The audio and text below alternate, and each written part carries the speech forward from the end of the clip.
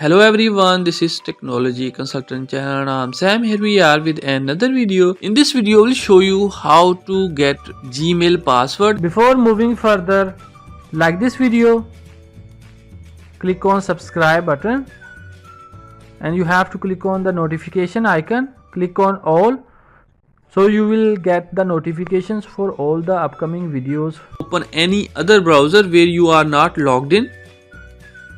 Open google.com, click on sign in.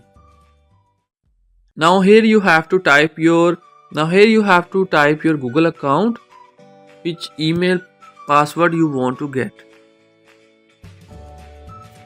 And then you have to click on next. Now here you have to click on forget password.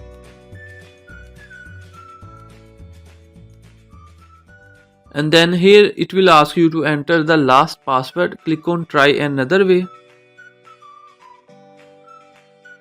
And you will get confirm if it's you recovering your account. Click on it. And you have to click on yes, it's me. Click on it.